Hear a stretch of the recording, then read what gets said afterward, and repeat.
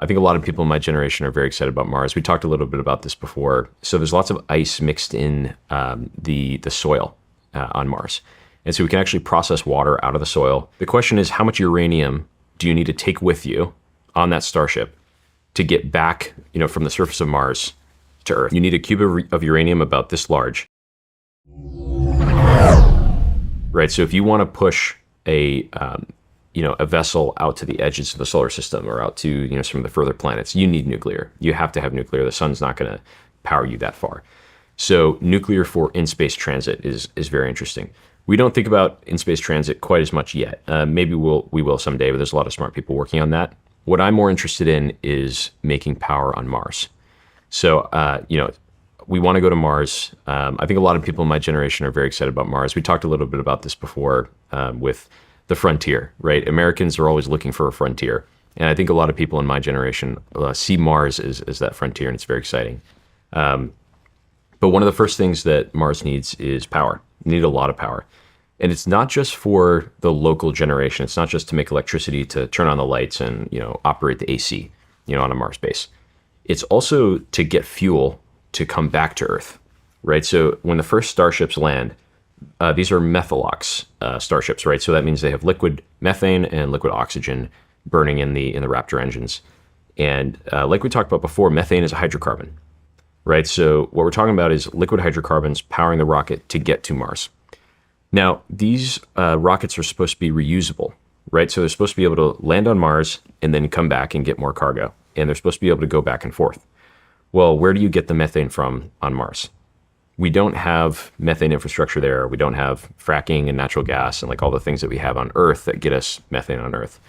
So what you can do is the same thing that we'll do here on Earth, which is we'll generate hydrocarbons from nuclear. And in some ways, the challenge is actually easier on Mars. So for instance, the atmosphere is basically CO2. So we don't have to worry about difficult carbon capture systems. You're basically just pulling in the atmosphere to get your carbon. And then the hydrogen is going to come from ice. So there's lots of ice mixed in the soil on Mars. And so we can actually process water out of the soil.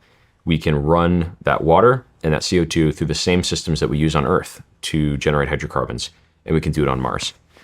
This is super exciting. And also very counterintuitive. We talked a little bit before about how amazing fissile material is and this rock that has so much power in it. An interesting thought experiment is to think about, let's say you have a starship that takes off from Earth and gets to Mars, and then it needs to make its own fuel to get back. The question is, how much uranium do you need to take with you on that starship to get back, from the surface of Mars to Earth, right? So you're taking off, you've got a bunch of fuel, and then you have a chunk of uranium to power our nuclear reactors to make the fuel to get you back. How much uranium do you have to take? A starship is a huge, huge thing. It's the largest flying object. It's basically like a flying skyscraper, right? So you would imagine you're going to need a lot of uranium. The answer is actually a cube about this big. You need a cube of uranium about this large to generate all of the fuel to get that starship back to the surface of Earth again. Wow. So it's an unbelievably energetic and powerful format for space exploration and for terraforming on Mars. Where are you going to, when you do these fields of chained reactors, are they going to be above ground, below ground? What's that going to look like? They'll be above ground. They'll be very simple. We've already got one unit sitting in LA that we've been testing. We've taken it up to pressure, up to heat, and been testing all the mechanical components. And essentially, they'll just look like a bunch of those next to each other out in the desert. We're starting in Utah. We've got our first reactor turning on there in the next year, which is super exciting. Is it going to be one? Just one, and then we'll build another one, and we'll build another one, and we'll just keep doing that, right? Off to the races. Awesome. Who are some of your customers? Who's really interested in this? So I think data centers are the really obvious screaming need today, right? We have to beat China on AI. The Trump administration has made it clear that this is a national security priority for them, that we have to beat China on AI. So powering data centers is sort of the really urgent concern. Beyond that, I'm really excited about advanced manufacturing and reshoring manufacturing to the United States. If you think about some of the reasons that we exported manufacturing to other countries, one of the big reasons was labor cost, right? So it's cheaper to get foreign labor to operate these factories. I think that was a mistake, by the way. We shouldn't have done that. We should have found ways to make the manufacturing process cheaper and to do more with less. But this is a decision that we made. When we bring it back, it's going to be more automated, it's going to be more advanced, and it's going to use more power, right? When you replace sort of hand labor with machines, you're essentially replacing it with energy. And we need a lot of energy to do that. And so I'm really excited about how we start to expand these power campuses to make more power and have a factory next door and power the factory, to have metals electrolysis next door, right? So to make magnesium and aluminum through electrolysis. So, I think these campuses sort of expand into industrials. We can absolutely make power for the grid. We can make power for like communities around us. And then the really, really big goal where Valar becomes, I would argue, the most valuable company on Earth is when we begin to make liquid fuels. We begin to make hydrogen, we bond it with CO2, and we can sell diesel, jet fuel, gasoline on the market at a better price than the oil and gas industry can. And that makes our demand for our product practically infinite, right? The nice thing about hydrocarbons is that they're a liquid commodity, right? And there's $4 trillion of demand for them all around the world, and we can make a lot of those. What about, I just feel like there's so many other sectors that would be interested in this other than data centers. DOD, Department of Defense being one. Me being a SEAL, working for the contracting for CIA, overseas power, especially in the Middle East, in poor countries, is hard to come by and more fragile than what we have here. Absolutely. And so, I could see, you're talking about one of those nuclear reactors powering a small city. We're talking about FOBs, forward operating bases overseas, very remote. Is there any DoD interest in forward deploying these things into forward operating bases, and even a major air base like Bagram? It just seems like. This is really one of the most critical capabilities that we could give the American military in the next 10 years, is the ability to generate their own power on bases and to generate their own fuel, right? We want to make JP5. Most of the military runs on JP5, from generators to APCs to tanks to aircraft run on JP5. And so we want to be able to make those on a remote site. You remove a lot of the complex logistics of trying to source that fuel from many different places. You remove a lot of the casualties as well. Many of the casualties that come in, forward deployed locations come from trying to move fuel around and people driving trucks and these sorts of things. So if we can make the fuel on site, that's incredibly important.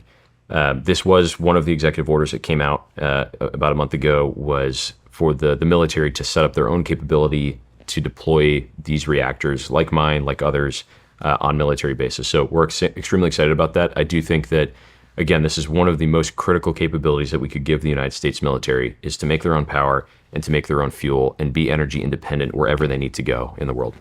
Anybody else? Anybody else interested? Other customers? Yep.